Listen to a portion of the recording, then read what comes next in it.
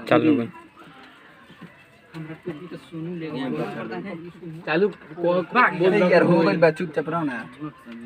आज हम बाढ़ से रिलेटेड जितना बाढ़ का कहानी है, चाहे जो भी हो, आज हम कंफर्म करा देंगे कि बाढ़ किसे कहते हैं। ऐसे कि देखिए, मेहनत करने से दुनिया में कोई भी ऐसा सब्जेक्ट हो, चाहे वो व्याकरण हो या हिंदी हो या सोशल साइंस हो, कोई भी हो, ज़रूर सक्सेस हो जाता है। मेहनत कीजिएगा तो। देखिए, सबसे प्रथम बात है कि कर्मणा सफलता प्राप्नोति। यदि हम लोग कर्म करेंगे तो अवश्य सफलता मिलेगी। तो आज जय माँ सरस्वती कोचिंग सेंटर का डायरेक्टर अंशु सर आज बाढ़ को बताने जा रहे हैं। हो सकता है कि किसी को यदि समझ में ना आए तो मेरे बैच में आकर संपर्क करें। सबसे पहले यूट्यूब पर मेरा चैनल है संस्कृत मस्ती। संस्कृत मस्ती पर यही बोलिएगा कि अंशु मिश्रा सर गौचरी वाले, तो उससे मेरा फ़ोटो वोटो आ जाएगा सब। उस पर क्लिक कीजिएगा तो प्ले लिस्ट में जाकर देखिएगा, तो उसमें मेरा वीडियो अवश्य मिलेगा। यदि अच्छा लगेगा तो सब्सक्राइब कीजिएगा, शेयर कीजिएगा, और अच्छा ना लगे तो छोड़ दीजिएगा। और मेरा पूरा वीडियो अंत तक देखिएगा। देखिए, सबसे पहले आज हम वर्ण के बारे में बताएंगे। वर्ण, सबसे पहले वर्ण उस मूल ध्वनि को कहते हैं, वर्ण उस मूल ध्वनि को कहते हैं जिसका खंड या टुकड़ा ना हो सके। वर्ण ऐसा मूल ध्वनि है जिसका कभी टुकड़ा नहीं होता है। देखिए कैसे, जैसे क को टुकड़ा का मतलब होता है कि अगर उसको दो बराबर भाग में तोड़ें तो उस दूसरा वर्ण बन जाए।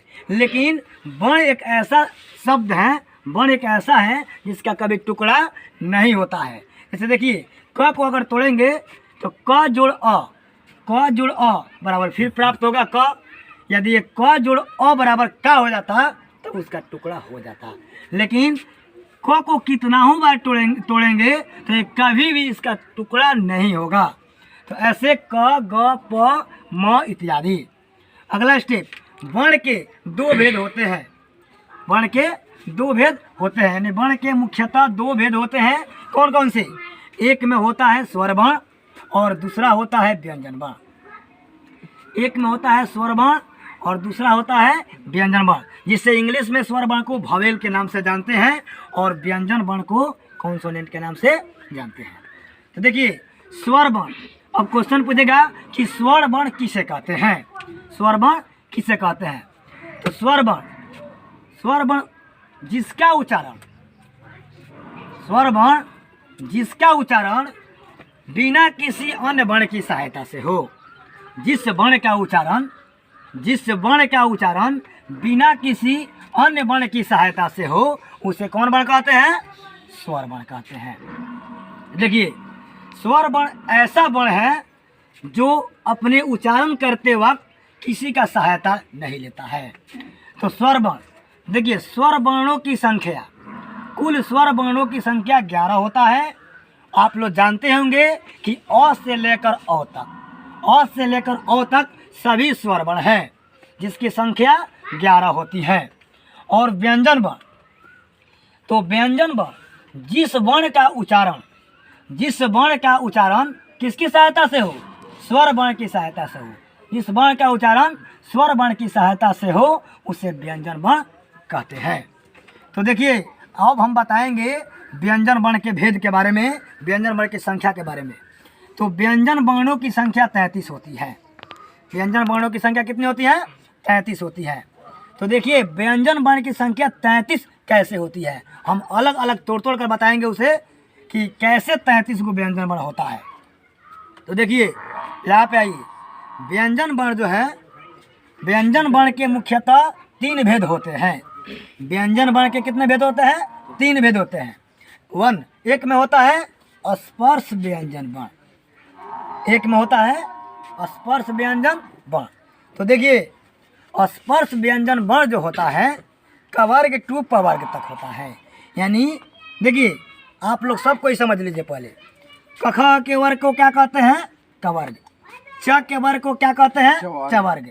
उसी प्रकार ट के वर्ग को क्या कहते हैं? टवर्ग। उसी प्रकार त के वर्ग को क्या कहते हैं? तवर्ग। और प के वर्ग को क्या कहते हैं? पवर्ग। एक बार और समझ लीजिए। देखिए, स्पर्श व्यंजन वर्ण की संख्या कितनी होती है? 25 यानी 25। तो कैसे होता है 25 बता रहे हैं। तो स्पर्श व्यंजन वर्ण में होता है कवर्ग टू पवर्ग। जैसे देखिए, कवर्ग किसे कहते हैं? तो क के वर्ग को कवर्ग कहते हैं, च के वर्ग को चवर्ग कहते हैं, ट के वर्ग को टवर्ग कहते हैं, त के वर्ग को तवर्ग कहते हैं और प के वर्ग को पवर्ग कहते हैं। आज हम इसका सभी का यानी कवर्ग टू पवर्ग का एक ट्रिक बनाया है। देखिए, आप लोग चाहे जिस प्रकार समझे, आप लोग को समझाने के लिए अंशु सर 3 गो ट्रिक बनाए हैं। आप जो भी हो, जिस विधि से हो, आप कैसे नहीं समझिएगा, ये हो ही नहीं सकता है। हम आप लोग को जरूर वर्ण का जितना कहानी है, वर्ण का जितना माध्यम है, सभी माध्यम को हम पूरा विधिवत ढंग से समझा देंगे। तो देखिए, अब बताएंगे कि स्पर्श व्यंजन वर्ण की संख्या कितनी होती है और सभी स्पर्श व्यंजन वर्ण का उच्चारण स्थान क्या होता है। तो बार बार हम उच्चारण स्थान कह रहे हैं। आप लोग कहिएगा कि मास्टरवा पागल है का, उच्चारण स्थान कहीं लिखा ही नहीं है, उच्चारण स्थान रट रहा है। तो देखिए, बता रहे हैं कि उच्चारण स्थान किसे कहते हैं। तो देखिए, हमारे हृदय से निकलती हुई प्राणवायु, हृदय से निकलती हुई प्राणवायु हमारे मुख में उपस्थित ओष्ठ, दंत, मुख, कंठ इत्यादि से टकराती है और टकराकर जिस ध्वनि की सृष्टि करती है उसे ही वर्ण विशेष का उच्चारण स्थान कहा जाता है। तो देखिए, ऐसे तो उच्चारण स्थान के बारे में बताएंगे कि कवर्ग टू पवर्ग का एक ट्रिक बनाया है। देखिए, कोई शादी करता है, कोई भी शादी करता है, तो आज जिसके पास, आजकल के जनरेशन में जिसके पास एक धूर भी अपना खुद मकान, एक धूर भी उसका ज़मीन नहीं है, उसे अपाची, पल्सर, बुलेट इत्यादि क्या चाहिए? दहेज चाहिए। लेकिन आज अंशु सर दहेज नहीं मांग रहे हैं, लेकिन स्पर्श व्यंजन मांग रहा है दहेज।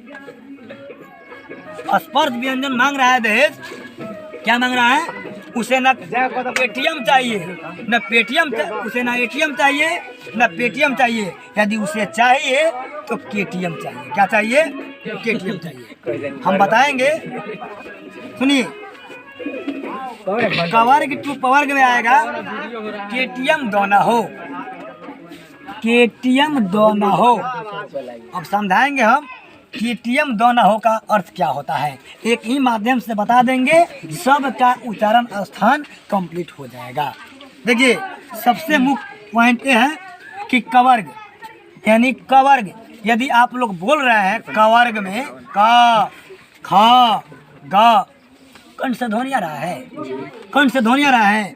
तो देखिए, एक कवर्ग का सिर्फ एक अंतिम वर्ण को छोड़कर, कवर्ग में जितना भी दिया है 5 दिया है, तो सिर्फ एक अंगा वाला को यानी अंतिम वर्ण को छोड़कर बाकी सब का उच्चारण स्थान कंठ होता है। यानी केटीएम दोना हो, के से कंठ, टी से तालु, एम से मूर्धा, द से दंत, ना से नासिका और हो से उष्ठ। तो हम बताएंगे। देखिए, अब चवर्ग का उच्चारण स्थान क्या होता है। कोई पूछेगा कि चवर्ग का उच्चारण स्थान क्या होता है, तो देखिए, चवर्ग का उच्चारण स्थान तालु होता है। क्या होता है? तालु।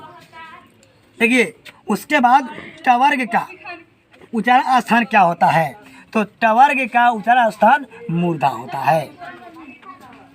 उसके बाद टवर्ग का उच्चारण स्थान क्या होता है, तो टवर्ग का उच्चारण स्थान दंत होता है। अब आप लोग एक बात सुन लीजिए, एक नोट समझ लीजिए आप लोग। देखिए, नोट में मेरा है, पुराने ज़माने के लोग कहते थे कि तालब सा का उच्चारण स्थान तालु होता है, मूर्धन सा का उच्चारण स्थान मूर्धा होता है और दंत सा का उच्चारण स्थान दंत होता है। मूर्धन सा का मूर्धा, तालब सा का तालु और दंत सा का दंत।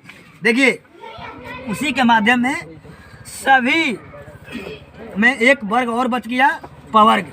तो देखिए, पवर्ग यदि प बोलिएगा, पफा में यानी प वर्ग में यदि आप लोग कोई भी शब्द को बोल रहे हैं, चाहे प, देखिए ओठ हट रहा है प, कोई ऐसा मर्द है जो बिना ओठ हटाए हुए प फ कह दे, किसी से नहीं कहेगा। तो प फ, इसीलिए पवर्ग का एक म को छोड़ाकर पवर्ग का उच्चारण स्थान क्या होता है? ओष्ठ होता है। क्या होता है? ओष्ठ। अब सवाल आ गया कि ना का मतलब क्या होता है? तो ना का मतलब होता है नासिका। ना का मतलब क्या होता है? नासिका। और हम बताएंगे, देखिए कि नासिका किसका उच्चारण स्थान होता है। तो नासिका इस सभी वर्ग के अंतिम वर्ण में जो अक्षर होता है, जैसे अंगा, इया, अड़ा, न, म इत्यादि, तो सभी वर्ग के अंतिम वर्ण को यदि देखें तो सभी वर्ग का अंतिम वर्ण का उच्चारण स्थान होता है नासिका। आप अंगा कहिए, नाक से ध्वनि आएगा, अंगा, ञ, अड़ा कहिए, आप लोग के नाक से ध्वनि यानी नासिका। इसको संस्कृत में नासिका कहते हैं। क्या कहते हैं? नासिका। तो हम लोग का इधर का चैप्टर ये कंप्लीट हो गया। अब चलेंगे इधर ना, देखिए इसको मिटा देगा।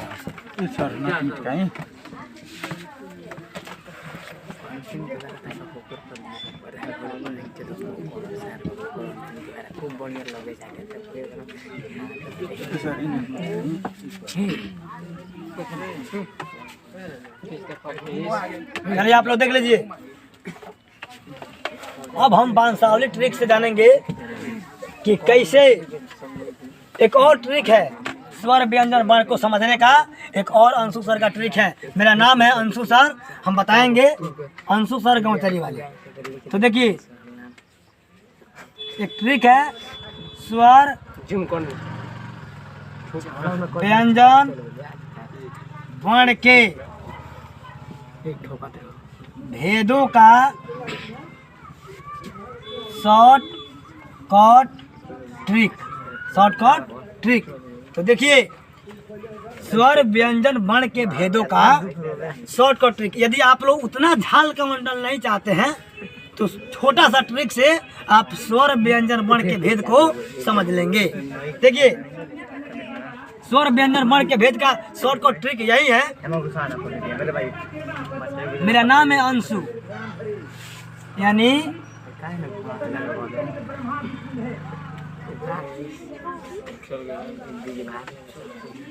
अंशु जी हंसदी, अंशु जी हंसदी। तो सुनिए, हमको हंसा दीजिए और स्वर व्यंजन वर्ण का भेद ले लीजिए।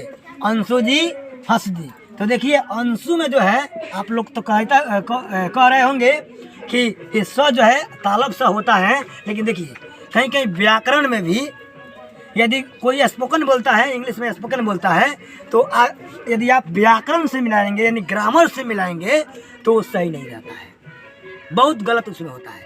उसी प्रकार इस ट्रिक को बैठाने के लिए थोड़ा शब्द गलत मिल सकता है आप लोग को, लेकिन सहूलियत से आप समझ तो जाएंगे। तो देखिए अंशु में व्यंजन वर्ण का भेद है। अंशु में कितना है? अंशु में व्यंजन वर्ण का क्या है? भेद है। तो देखिए व्यंजन वर्ण के 3 भेद होते हैं। कितने भेद होते हैं? 3। एक होता है अं से अंतःस्थ वर्ण, अं से अंतःस्थ वर्ण, और हई वाला स जो है ना, हई दिखाई दे रहा है, अब बकल वाला नहीं दिखाई दे रहा है। ये वाला स जो है, इस स से स्पर्श व्यंजन वर्ण होता है। क्या होता है? नहीं बताए थे कि स्पर्श